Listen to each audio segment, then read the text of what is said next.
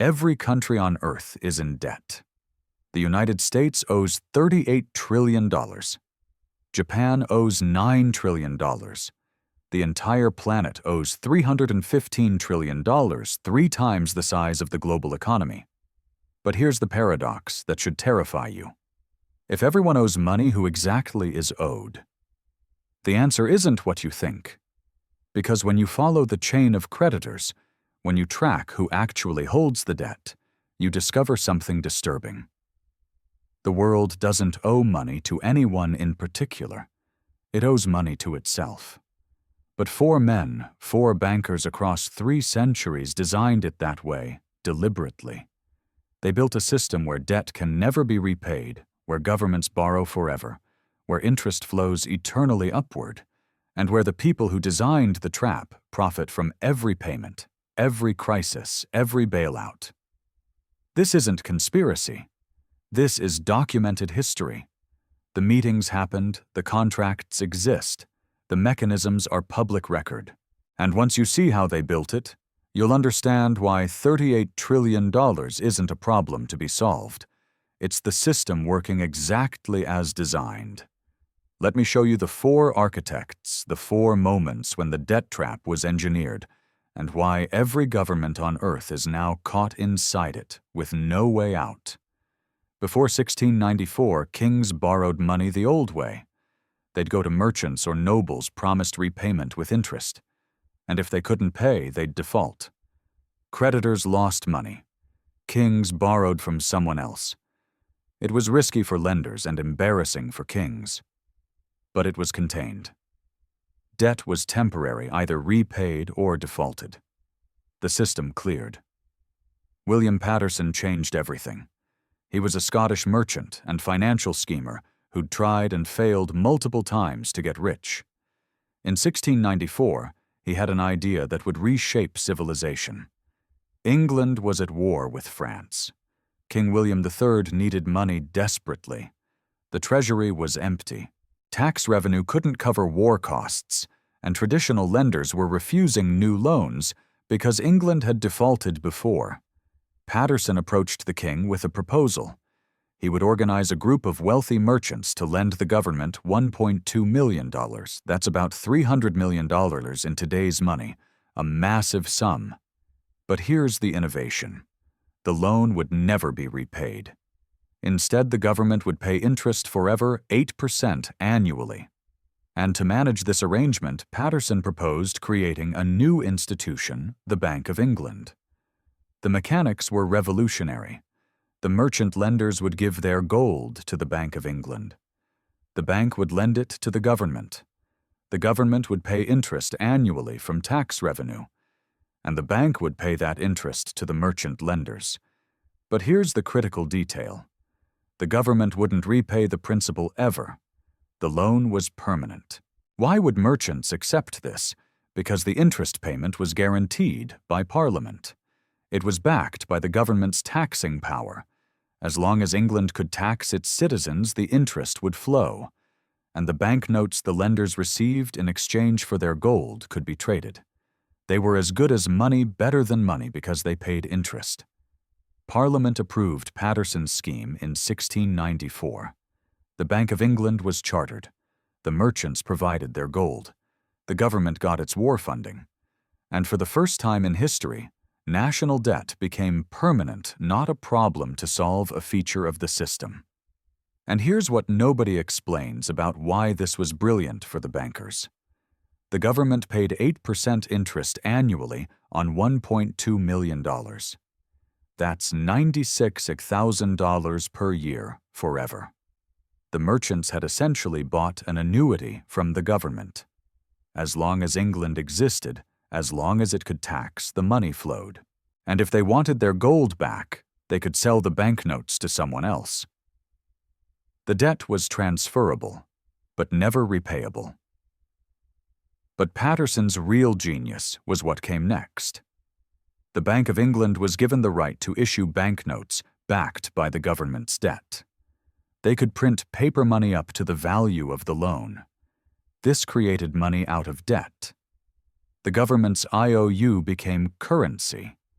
and the more the government borrowed, the more money could be created. This is the template. Government borrows, never repays, principal pays interest forever, and the debt itself becomes money. It's brilliant if you're a banker, catastrophic if you're a taxpayer, because you're paying interest on debt that will never disappear. Within 50 years, every major European power copied the model. France created the bonds general. The Netherlands already had sophisticated banking, but formalized government debt issuance. And by 1790, the newly independent United States adopted the same system. Alexander Hamilton, who we talked about before, explicitly modeled America's financial system on the Bank of England. Permanent debt interest paid from taxes, bonds traded as currency. Paterson died in 1719, not particularly wealthy, despite creating the Bank of England. But the system he built persists 331 years later. The Bank of England still exists. British government debt has never been paid off. It's been refinanced, rolled over, and expanded, but never eliminated. The debt trap was set in 1694, and every government since has walked into it willingly. By the early 1800s, European governments had embraced debt. They borrowed for wars, for infrastructure, for operating expenses. But there was no organized market. Each loan was negotiated individually. Interest rates varied wildly, and only the wealthiest merchants could participate. Nathan Rothschild changed that. He industrialized sovereign debt. The Rothschild family started as money changers and traders in Frankfurt. By 1800, the 5 Rothschild brothers had established banking houses in 5 major European cities: London, Paris, Frankfurt, Vienna, Naples. This network was unprecedented. They could move money across borders faster than anyone else, and they used this to dominate sovereign debt issuance. Nathan Rothschild in London was the strategic genius. During the Napoleonic Wars, Nathan arranged loans for Britain, but his innovation was how he structured them. Instead of lending directly to the government, he bought government bonds at a discount and resold them to investors at a markup. He created a secondary market. Government needed money. Rothschild provided it immediately. Then he sold the bonds to pension funds, insurance companies, and wealthy individuals. The government got its money fast. Rothschild collected the spread. And investors got a tradable asset. But here's where it gets darker. Rothschild didn't just finance governments. He positioned himself so governments had no choice but to use him. In 1815, at the Battle of Waterloo, Nathan Rothschild famously learned of Napoleon's defeat before anyone else in London. His courier network was faster than official channels. He used this information to manipulate the bond market. First, he sold British bonds, signaling that Britain was losing. Prices collapsed. Other investors panicked and sold. Then, after prices crashed, Rothschild bought massive quantities at rock-bottom prices. When news of British victory arrived the next day, bond prices surged. Rothschild made millions not from insider trading, as we'd call it today, but from controlling information and market timing. This established the Rothschild model. Control the information, control the issuance, control the market. By 1820, the Rothschilds dominated European sovereign debt. If a government needed to borrow, they went through the Rothschilds, because the Rothschilds controlled the investor network. They had the distribution, and they set the terms. Here's why this matters for the debt trap. Before Rothschild governments could theoretically refuse to pay. If a king defaulted, his creditors lost money, and the system reset. But Rothschild made sovereign debt tradable across borders. A British bond might be owned by a French investor who sold it to a German bank, who used it as collateral for a loan to an Austrian aristocrat. The web of ownership became so complex that defaulting wasn't just refusing one creditor. It was collapsing an entire international financial network. This is the Rothschild innovation: make debt so interconnected that default becomes impossible, not because governments are responsible, but because default would trigger systemic collapse. Governments became trapped. They had to keep paying, and they had to keep borrowing to pay the interest on old debts. The debt trap was no longer just permanent. It was inescapable. The Rothschild family wealth peaked in the mid-1800s. They were the richest family in the world, richer than any king. And that wealth came from one source: interest on sovereign debt. They didn't produce anything, didn't build anything. They lent money to governments and collected interest forever. The system Paterson created in 1694, Rothschild industrialized by 1815, and every government in Europe was caught. By 1900, America was becoming an economic powerhouse, but it still had a primitive financial system. Banks operated independently. Money supply was tied to gold, and there was no central mechanism to manage debt. J.P. Morgan fixed that, not for the public good, but to protect his banking empire. In 1907, there was a financial panic. Stock prices crashed, banks failed, and the economy seized up. J.P. Morgan personally organized a bailout. He gathered the major New York bankers in his library, locked the doors, and forced them to pledge their own money to stabilize failing banks. It worked. The panic ended, and Morgan became the de facto central banker of America. But he was 70 years old. He knew he couldn't do it again. So Morgan and his associates, the most powerful bankers in America, designed a permanent solution. They needed a central bank. But Americans hated central banks. The first and second banks of the United States had been shut down by populist opposition. So Morgan's group disguised it. In 1910, Morgan's associates, including Senator Nelson Aldrich and representatives from the largest banks, held a secret meeting on Jekyll Island, Georgia. For 9 days, they designed the structure of what would become the Federal Reserve System. The meetings were secret because they knew if the public found out that bankers were designing the nation's monetary system, there would be riots. The plan was brilliant political manipulation. The Federal Reserve wouldn't be called a central bank. It would be called a Federal Reserve System. It wouldn't be one institution. It would be 12 regional banks. It wouldn't be controlled by Wall Street. It would be overseen by a board of governors appointed by the president. It looked decentralized, democratic, public. But the structure ensured banker control. The regional Federal Reserve banks were privately owned by member banks. Those banks elected the boards of the regional feds. And the regional feds elected the Federal Reserve Board. The government appointed some members, but the bankers controlled the system. And the most important power, the power to create money and buy government bonds, was given to the Federal Reserve Bank of New York, which was controlled by the largest Wall Street banks, Morgan's banks.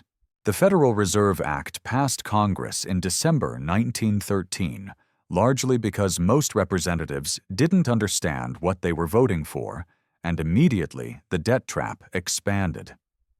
Now the government didn't just borrow from banks, it borrowed from the Federal Reserve, which could create money to buy bonds. Unlimited demand for government debt. Here's why this matters. Before the Federal Reserve, there was a limit to how much the government could borrow. Banks only had so much money to lend. But the Federal Reserve could create money by purchasing government bonds. The government issues a bond. The Fed buys it with newly created money.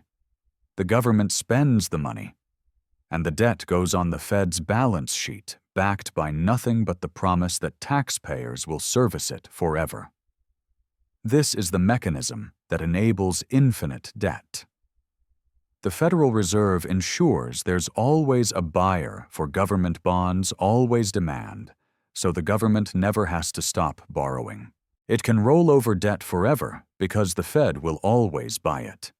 And the interest payments flow from taxpayers to the banks that own the Federal Reserve System. Morgan died in 1913, the same year the Federal Reserve was created. But his legacy is the structure that makes the current $38 trillion in U.S. debt possible. Without the Federal Reserve, the government couldn't borrow at this scale. The market wouldn't support it. But with the Fed as a guaranteed buyer, there's no limit. The debt trap became infinite. By the 1970s, the debt trap Paterson, Rothschild, and Morgan built was functioning globally. Every developed nation borrowed, rolled over debt, paid interest. But developing nations were different. They borrowed for infrastructure, and many couldn't keep up payments. The debt trap was reaching its limits until Paul Volcker made it permanent. Volcker was Federal Reserve Chairman from 1979 to 1987. And he faced a problem.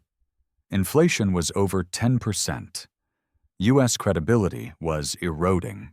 Foreign governments were losing faith in the dollar. He needed to stop inflation even if it meant causing a recession.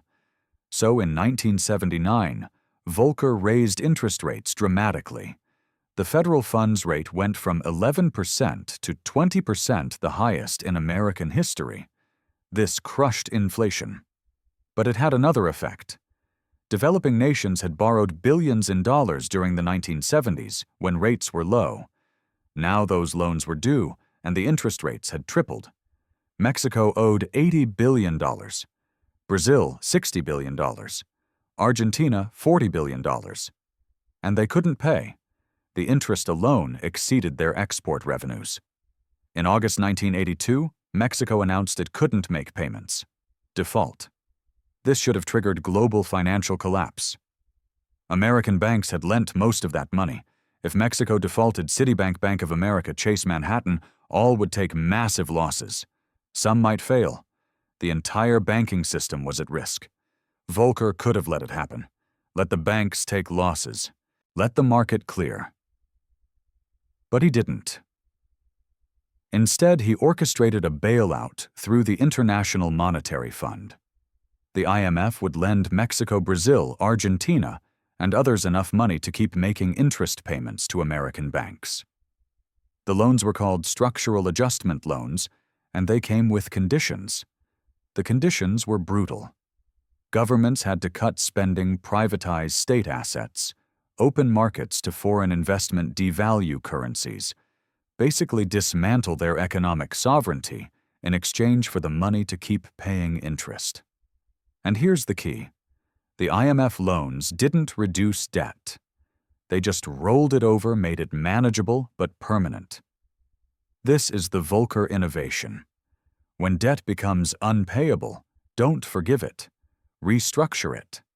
Lend enough to keep interest payments flowing and extract political and economic concessions in exchange. The debt trap became a tool of control. Countries that couldn't pay were forced to open their economies, sell their assets, and submit to foreign economic policy in exchange for the privilege of staying in debt. This pattern has repeated for 40 years. Greece in 2010, Argentina in 2001, Sri Lanka in 2022. Every time the same structure: IMF loans to keep paying interest. Austerity imposed, sovereignty surrendered, and the debt never eliminated, just restructured, made perpetual. Volcker died in 2019. But his legacy is the mechanism that ensures the debt trap is global and inescapable. Even when countries can't pay, they're not allowed to default. They're refinanced into permanent indebtedness. And the interest keeps flowing to the creditors. The same banks, the same institutions, the same system Paterson created in 1694. Now let me show you how these four architects built a system where debt is infinite and escape is impossible. Start with Paterson's model. Government borrows, pays interest forever, never repays principal. Add Rothschild's innovation. Make the debt tradable globally, so it's not one creditor, it's a web. Default collapses the system. Add Morgan's mechanism. Central banks create money to buy government bonds. Unlimited demand. government can always borrow more. Add Volcker's trap. When countries can't pay restructure, don't forgive, keep the interest flowing. The result is what we have today, $315 trillion in global debt. Government debt, corporate debt, household debt. None of it will ever be repaid. All of it pays interest, and all of it is connected through the financial system. So default anywhere threatens collapse everywhere. Here's the specific mechanism. The U.S. government issues $38 trillion in debt. Who owns it? About $20 trillion is owned by the American public pension funds, mutual funds, insurance companies, banks, and the Federal Reserve. These institutions buy treasury bonds because they're considered safe assets. But those bonds pay interest about $1 trillion per year. Now that interest comes from taxes. So taxpayers send money to the government. The government sends it to bondholders. The bondholders are mostly institutions owned by the wealthy. It's a transfer from workers to capital every year forever. The other $18 trillion is owed to the government itself, Social Security Trust Fund, Medicare Trust Fund. The government borrowed from these programs and spent the money.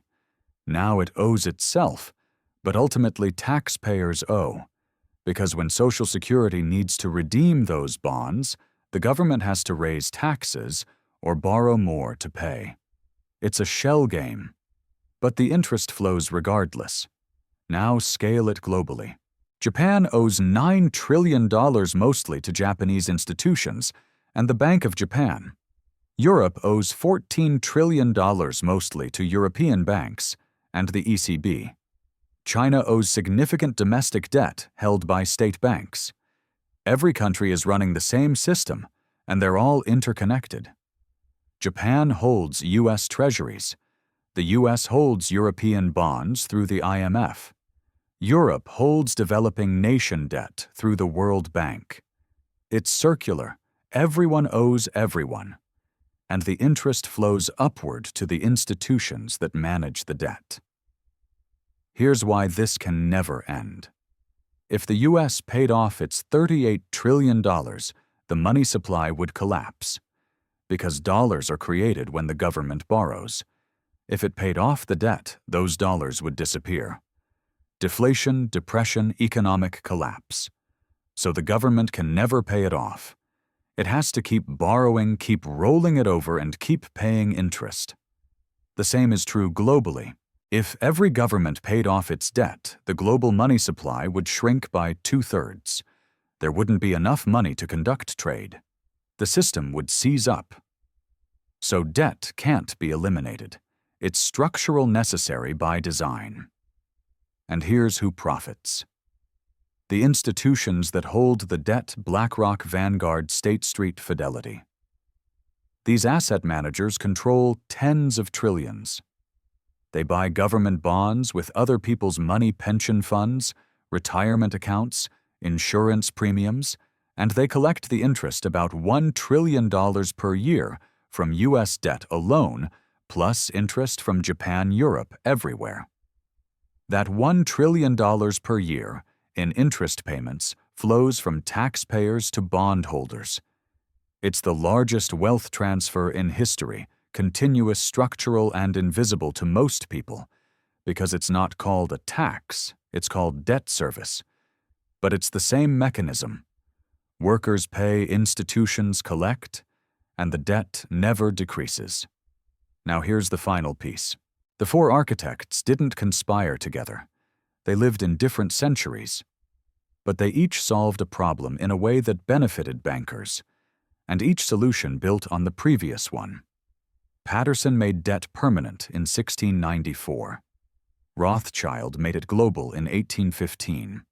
Morgan made it infinite in 1913.